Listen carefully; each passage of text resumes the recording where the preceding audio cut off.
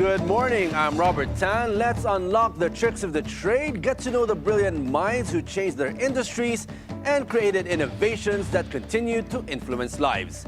Be inspired here on Trade Talks, My Milyonaryo.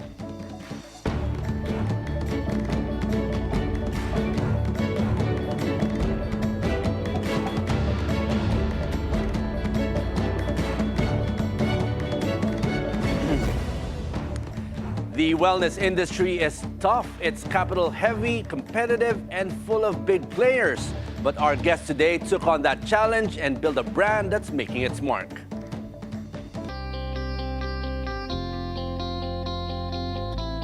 Joining us this morning is the CEO of New You, a collagen-based wellness company helping people feel healthier and more confident. Good morning, Marian Diaz. Welcome to Trade Talks, My Milyonaryo. Thanks for joining us this morning. Yeah, thank you and good morning to all. Good morning and thank you, Sir Robert, for giving me the opportunity Glad to be you're here. Now, Miss Marian, let's start at the very beginning. Take us back to before you began New You. What were you doing before you started this business? I'm an IT by profession. I'm an IT person. So I've been in the industry of information technology since I graduated from the university.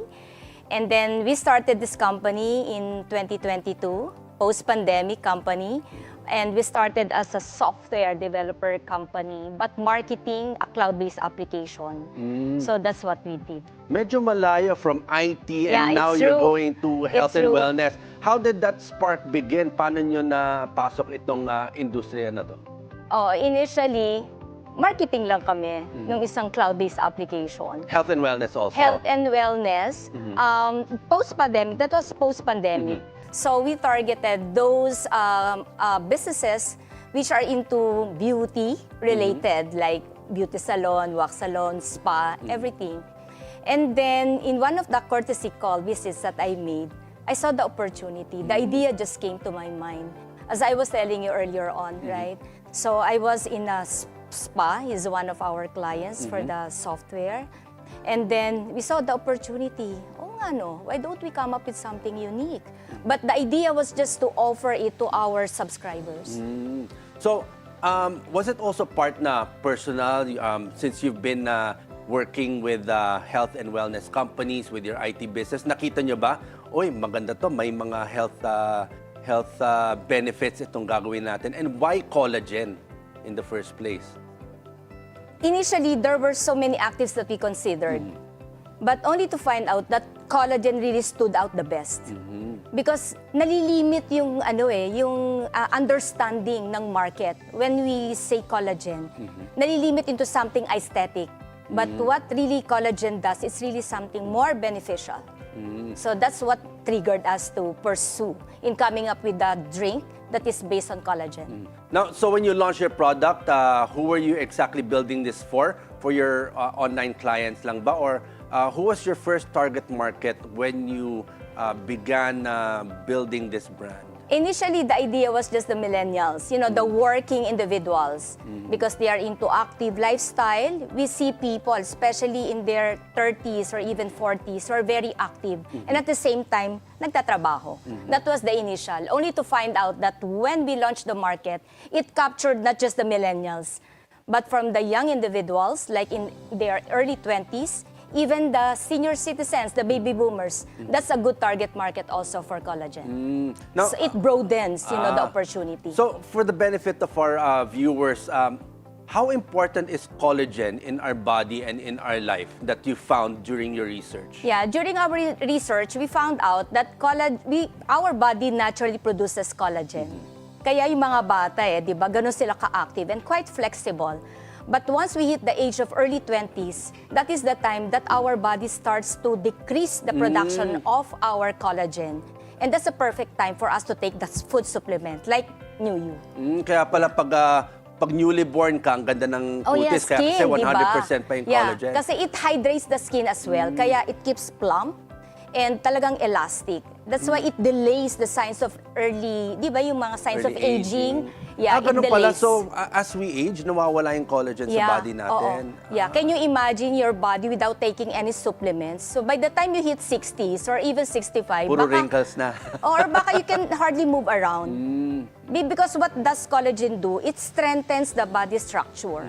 So the more collagen that you take into your body, of course, the more mobile and flexible you will be. Kasi we saw that di ba in Japan and in other Asian, like for example, Japan. Oh, di ba? longevity of life, no? Yes, Oo, they're meron. very mobile. Even in their 80s, they can still work na talagang simultaneous with the millennials. You know why? Part of their diet is collagen. Tama. Now, Marian, let's talk about the health and wellness industry. Alam natin, when you start a business like this and going into this very competitive space, it's not cheap. Now, how much capital did you have to raise and invest in this business? And what kind of business model did you begin with? Yeah, it was really, we were surprised, when we were about to manufacture the product. Because you're also into this business and it's not cheap, actually. Very Because capital intensive, no?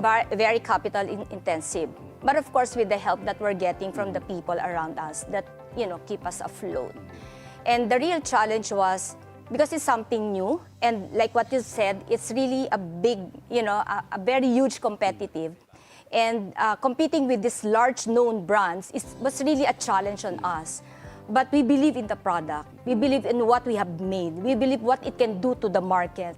So that keeps us moving. How much capital did you have to infuse to build this business? And in the beginning, nung nakita nyo na magkano, nagdalawang isip ba kayo?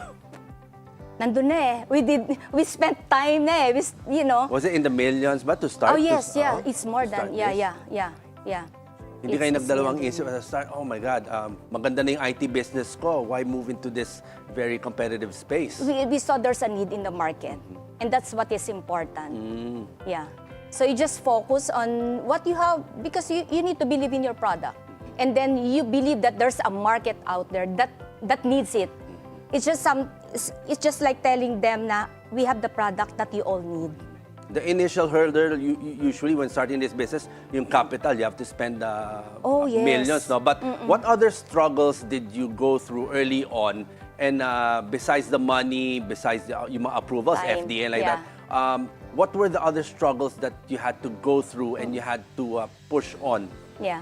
It's really something winning the market because it's something new. It's new to the market. So how can this product compete with so many products out there in the market? It's winning the trust of the market. That was really the struggle. But we were so confident that you just get to try this product. Kasi marami na rin kaming na-try, especially when we were doing the study. Yung hindi siya atun sa Filipino taste So that gives us the confidence na matikman nyo lang to. Magugustuhan nyo. Marian, every entrepreneur remembers yung turning point in the business. When did you first start earning real revenue, yung milestones that you knew na this is working, okay na to, beyond the struggles that you've gone through? And what were the first feedback from your customers and how did you actually market to them and get them into this business of yours? Oh, that's when we started joining events and exhibits. That's when we decided to offer it not just like this, but come up with the collagen on the go, ready to drink, available in convenient cups. So we saw the opportunity na, hey, we can compete with leading beverages which are high in sugar. Because ours is sugar-free, we use stevia. So that gives us some sort of an edge that it can be a healthier alternatives to sodas or even fruit juices. How long did it take from the start of your business na you started earning talaga real revenue from this business? I would say more than a year. More than a year? Yeah. It's Medyo not matagal easy. yun. It's not easy. Not easy. Yeah, because in just 6 months, we came up with a second flavor agad In, I think, 6 or 8 months after we launched the first one, we came up with a new one. And you know how intensive doing marketing is. Medyo malaking gastos. Yes. Was there a point in time, inisip nyo, balik na lang tayo sa IT? No eh. No, not Andyan na? really. Not really. Yeah, because we are enjoying the product. Okay. And then we have been receiving good feedbacks, reviews, product reviews. How can you give up something like that? It's not actually on the monetary, although, of course, as a business owner, we need that. But when you receive, good feedbacks, sarap nito collagen ba to? So it's something, well, that makes you go forward. Yes, exactly, Ayan. yes. Now, Marian, we still have a lot to discuss. We've heard about how Marian started, the risks she took, and those first hard-won customers. But after the break, we'll find out more about her products, what New You is all about, and how it's helping people. Stay with us.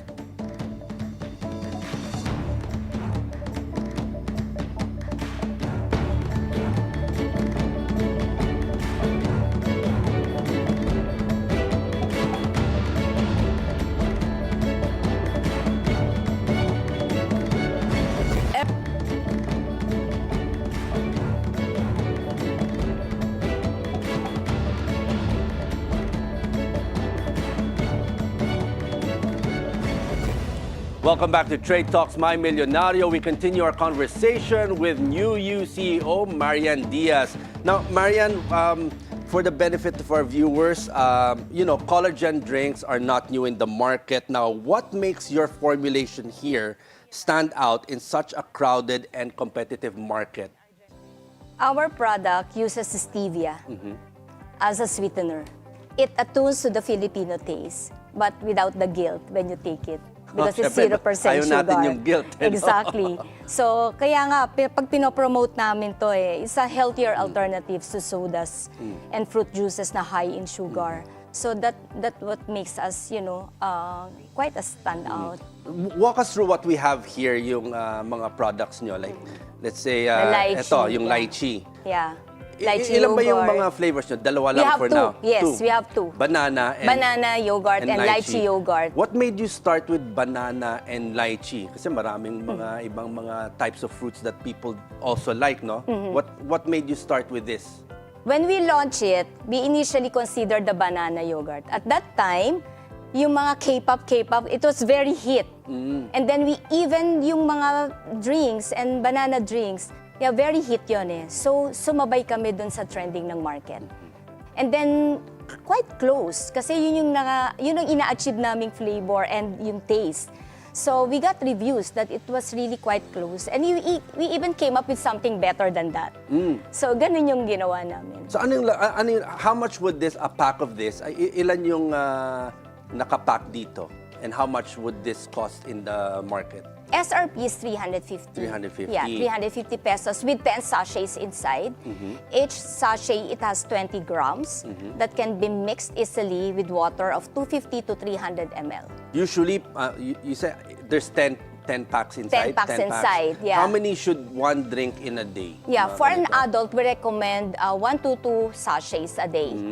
Yeah, so, kasi iba na yung requirements natin for collagen as we age. Exactly. So, kung mga early 20s, one sachet is enough for the day. But for someone like us, we suggest 2. Yung pricing nyo na 350, how is it compared to yung mga competitors outside dito sa market? Marami kasi tayo nakikita mga collagen drinks, mga collagen na may mga may mga capsules, no? Yes, yeah. So, do you see mas marami ngayon ang going into the drinks, mixing the drinks, mga ganito? The price is competitive. But I would say, because ours is not just powder, it's hydrolyzed marine collagen. One, the source is marine. We all know that there are a lot of sources of collagen, but ours is marine, which is closest to the body structure, human structure. That's why we chose marine as the source. And then it's hydrolyzed. So hydrolyzed meaning it has undergone through a process of hydrolysis. So it is broken down the peptides into the smallest particles for easy absorption. So matinding research ang ginawa nyo Yes, before we did. Yeah, we spent time doing this. Correct. We spent time for that. Gaano katagal? Siyempre, like these kinds of products, bago mo mailabas sa market, kailangan pa siya dumaan sa FDA approval. Oh, yes. Ang dami pang mga was that a struggle? The waiting time was a struggle because we knew that the product was ready, but we had to wait for the compliances to finally come out before na mag-start kami to market the product. But at least we're confident. And it's even export ready.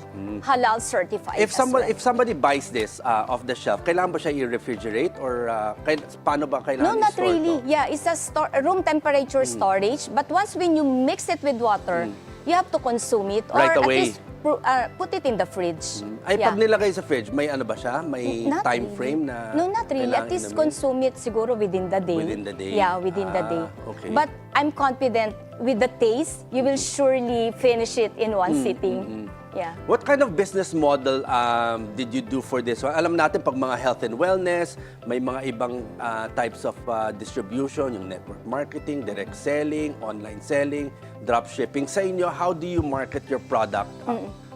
Yeah, we initially started with direct selling. We have, quite a number of distributors who are actively marketing and selling the products. And then just recently, we've considered doing the retail, but not actually us, but it's our distributor somewhere in Mindanao who does the direct selling also. How did that happen? Minsan mahirap rin kumuha ng mga distributors, no? What was that process like? Initially, it started with close friends and families. Those who would immediately Siyempre, yun ang trust unang you, lilipatin, no? di ba? So those who would really, entrust you with your investment. That was the quite challenging part. But after that, word of mouth, a friend of a friend of a friend until it grew to almost 20 How was that support? distributors. Sabi niyo, nilapitan niyo muna yung friends and family. How was that support from them that helped you grow this more and more? May mga doubters ba? May mga... Not really kasi they get to try the product eh. So, okay naman. Yeah, but those are families and friends. So, maybe... Sila yung unang mga nagbigay ng Sila naman feedback. talaga yung normally na mag-entrust sa atin, di ba, with their hard-earned money. So, doon ako nag-focus. And So, then from if there, somebody becomes a direct seller, how does that work? they can get it at a lower price because they are buying in bulk. It's very straightforward. So they know the SRP, but they buy it at a lower cost. So they so at get least to meron earn. silang Profit, margin. yes, may profit margin, definitely. But because they are buying in bulk. And then what do? They build their own reseller team. And that's what make the product, fast moving. In terms of growth, how important sa inyo yung marketing? Usually, pag sa mga companies like health and wellness, very capital intensive din ng pagmamarket nito. What other strategies do you also do besides getting distributors and direct selling and yung mga ibang mga retail hubs nyo? Yeah, online marketing is very, very important, especially nowadays. It does help us a lot. So we're focusing on that. Plus as well, syempre, we're joining exhibits, events. So we get to launch and really showcase our products to a bigger market. Even overseas, we were given the opportunity to promote the product as well in some exhibits. So we really need to be active and make the product visible in as many events as much as possible. Now, And shows yes. like this, of course, it's a big opportunity. Yes. Now we see in this space, the health and wellness industry, a lot of people also try to get in this kind of business, but may mga iba fail. And what kind of mindset do you need to have to really push a business like this na talagang napaka-competitive? Ang dami dyan na may marami mas malaki, giants that you have to contend with, no? Who are also marketing and selling the same kind of products as you. So, meron ba kayong mentor that you may go-to advisor kayo, yung mindset nyo to be able to really push through this very capital-intensive business? Yes, true. This company is a tandem of a mother and a daughter. So having that fact in mind that my daughter has really, poured her everything out on this product, coming up with this, so that gives me, The strength. The strength, because she spends so much time on this. And then, I You believe in the mentioned product. she's doing the R&D, no? Oh, yes. mahirap yan. Yeah, So, she's syempre- with me. She's Micaela. Millennial. Yeah, Millennial. Yes, and So quite na- aggressive in doing the marketing as well, creative. Doon nyo ba nalalaman, syempre from researching sa mga millennials, yung taste, yung sabi nyo, syempre yung mga K-pop. She has the final she has the final say on that. Yeah, she has the final say because she knows the market. Yeah, she did the she did the product development. So she knows how it will blend well. But of course, she's getting the wisdom from, the elders like us. At least maganda yung dynamic ninyo, no? Hindi ba kayo nag-argue, nag-aawa? That has been part of the daily, especially when it comes to ideas and how to approach the market. Kasi on the conservative side pa rin ako Okay. So, syempre, Gen kasi, X So, pag Gen X di ba? So, conservative side in everything, not just on the finances, not just on spending. Syempre, sa finances, tayo mga Gen X, very tayo. Diba? Very conservative pero the way they execute things is very far different. It has to be now. It has to be strike now. But ours, teka lang, slow down. Tingnan muna natin. Minsan yung mga may opportunity loss, pag gano'n. Yung mga fear of missing out, yung mga FOMO, yun ang nire-remind niya sa akin. So, that's normally, the start of, it's a healthy argument naman. Now, Marian, looking ahead, what's next for New You? Where do you see the brand in the next 3 to 5 years? More products, bigger distribution, maybe even going global, more flavors? Dito lang ba sa Metro Manila and some in Davao, sabi mo meron? It's not only but the concentration really is in Metro Manila because this is where we live, where we stay, so where most of our friends are located. But now it's already available in Visayas and Mindanao as well. How about through flavors? Our distributors. Now you have banana and lychee. Mayroon bang nasa pipeline? Yes, flavors that you can tell us? Ano bang mga ano? It's not yet, we cannot disclose it yet, but we have a few products in the pipeline already. My daughters already have that ready. So it's a matter of waiting for the final, for the proper and, right timing for that. But for now, I would say until end of this year, we'll be focusing more on this. And then eventually, we'll let the market know. And finally, Marian, advice for the next generation entrepreneurs who want to go into this space? Just believe in your creation. Anyway, you put for as long as you put your heart in what you do, and then just fix your eyes on that and then focus. And one very, very important thing is you have to stay grounded. Always pray and ask for guidance and wisdom. Yan, Because you wouldn't know what's out there. But until you do it, diba yung FOMO, fear of missing out. Tama. But having, you're being backed up by someone who is supreme and someone who is in control, you just leave it up to the Lord and trust everything. That's and very good advice. Marian, thank you for joining us. Thank you for sharing your journey, your insights, and good luck on your journey towards more flavors and bigger market, hopefully globally. Yeah, thank you. Yes, thank you for joining us this morning. Thank you so much. And that's today's show. Catch us again on Trade Talks My Milyonaryo for inspiring stories like these of entrepreneurs and innovators and the secrets to their success. I'm Robert Tan. Keep it here on BNC, the Bilyonaryo News Channel.